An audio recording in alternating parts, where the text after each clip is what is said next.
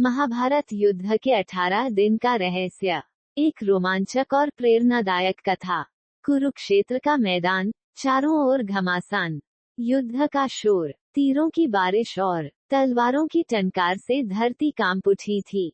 यह महाभारत का 18 दिवसीय युद्ध था, जिसमें कौरवों और पांडवों के बीच अटूट दुश्मनी ने एक विनाशकारी रूप ले लिया था। लेकिन क्या आप जानते हैं, इन 18 दिनों के युद्ध के पीछे कई रहस्यमय और रोमांचक घटनाएं छिपी हैं। आज हम आपको महाभारत की इस महायुद्ध की 10 सबसे रोमांचक और रहस्यमय घटनाओं से रूबरू कराएंगे, जिनमें हर एक घटना नए मोड़, साजिश और वीरता से भरी है। महाभारत के युद्ध के पहले ही दिन भीष्म पितामह ने कौरव सेना की कमान संभाली। भीष्म एक अजेय योद्धा थे और उनके सामने किसी का टिक पाना असंभव था। उन्होंने एक वचन लिया था कि जब तक वे जीवित हैं, कोई भी पांडव कौरव सेना को हरा नहीं सकता। ये सुनकर पांडवों के शिविर में चिंता की लहर दौड़ गई। पांडवों ने भगवान श्री कृष्ण से मार्गदर्शन मांगा और श्री कृष्ण ने पांडवों को भीष्म को हराने की युक्ति बताई। लेकिन इसके लिए उन्हें भीष्म की कमजोरी जाननी थी। ये पहला रोमांचक मोड़ था, जहां युद्ध की दिशा निर्धारित होनी थी। युद्ध के दूसरे दिन अर्जुन और भीष्म के बीच एक भयंकर युद्ध हुआ। भीष्म ने अर्जुन पर हमला करते हुए कहा, यदि तुम मुझे हराना चाहते हो तो तुम्हें अपनी पूरी शक्ति लगानी होगी।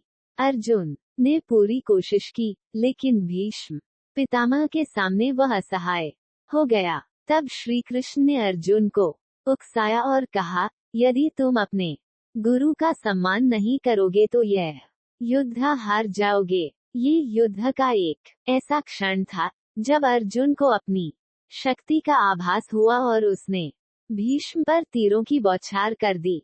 युद्ध का 10वां दिन भीष्म के पतन का दिन था। श्री कृष्ण ने पांडवों को सुझाव दिया कि भीष्म को हराने का एकमात्र तरीका था शिखंडी का सहारा लेना। शिखंडी, जो पिछले जन्म में एक स्त्री थी, भीष्म के सामने नहीं लड़ सकते थे, क्योंकि भीष्म ने प्रतिज्ञा की थी कि वे किसी स्त्री पर हथियार नहीं उठाएंगे। इस योजना के अनुसार अर्जुन ने शिखंडी को भीष्म के सामने खड़ा कर दिया और स्वयं तीर चलाने लगे। भीष्म ने हथियार त्याग दिए और अर्जुन ने उन पर सैकड़ों तीरों की वर्षा कर दी। भीष्म का पतन युद्ध का एक बड़ा मोड़ था। भीष्म के बाद द्रोणाचार्य ने कौरव सेना की कमान संभाली। द्रोणाचार्य एक महान योद्धा और रणनीतिकार थे। उन्होंने पांडवों को हराने के लिए चक्रव्यूह की रचना की, जो एक अजेय घेरा था। इसमें प्रवेश करना आसान था, लेकिन बाहर निकलना असंभव।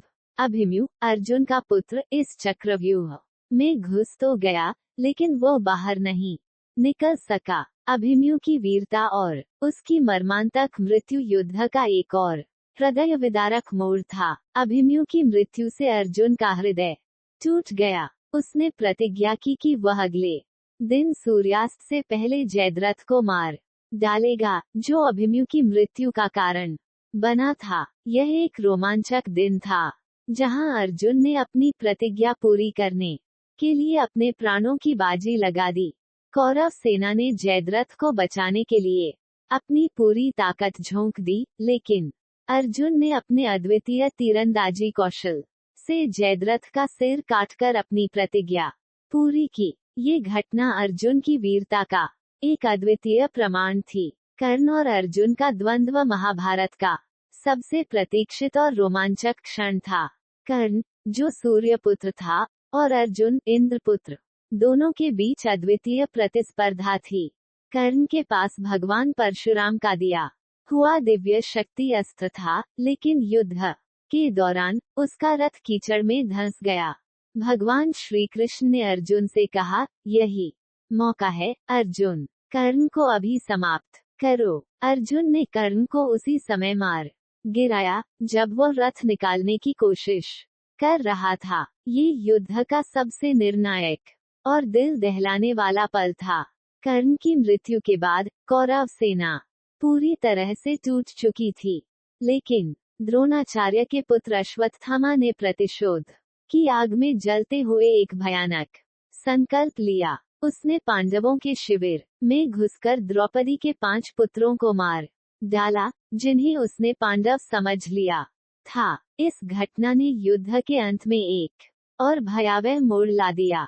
अश्वत्थामा के क्रोध ने युद्ध के परिणाम को और भी जटिल बना दिया। युद्ध के अंतिम दिन दुर्योधन और भीम के बीच गदा युद्ध हुआ।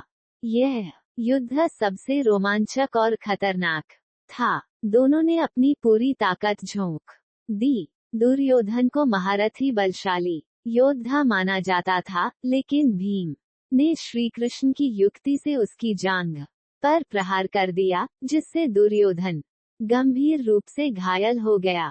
ये घटना दुर्योधन के पतन का प्रतीक थी और कौरवों की हार सुनिश्चित हो गई। महाभारत का यह 18 दिवसीय युद्ध किसी साधारण युद्ध की तरह नहीं था, बल्कि यह धर्म और अधर्म के बीच का युद्ध था। पांडवों ने अंततः विजय प्राप्त की, लेकिन इस विजय का मूल्य बहुत भारी था। कुरुक्षेत्र का मैदान खून से लाल हो चुका था और लाखों सैनिकों की बलि हो चुकी थी। ये युद्ध हर एक योद्धा के लिए एक बड़ी सीख थी। अहंकार, लालच और अधर्म का अंत हमेशा विनाशकारी होता है। युद्ध समाप्त हो चुका था, लेकिन अश्वत्थामा का क्रोध शांत नहीं हुआ। उसने एक दिव्य अस्त्र का प्रयोग किया, जिससे अभिमन्यु के गर्भ में पल रहे पुत्र को मारने की कोशिश की, लेकिन भगवान श्री कृष्ण ने अपनी दिव्य शक्ति से उस बच्चे की रक्षा की और अश्वत्थामा को श्राप दिया कि वह सदियों तक इस धरती पर भटकता रहेगा, अपनी गलतियों का पश्चाताप करते हुए। यह महाभारत का अंतिम और सबसे रहस्यमय घटना थी। प्रिय दर्शकों, अगर आपको ये महाभारत की कथा रोमांचक और ज्ञानवर्धक लगी हो, तो कृपया हमारे चैनल को सब्सक्राइब करें और इस वीडियो को लाइक करें। आपके समर्थन से हमें और भी अद्भुत कहानियां लाने की प्रेरणा मिलती है।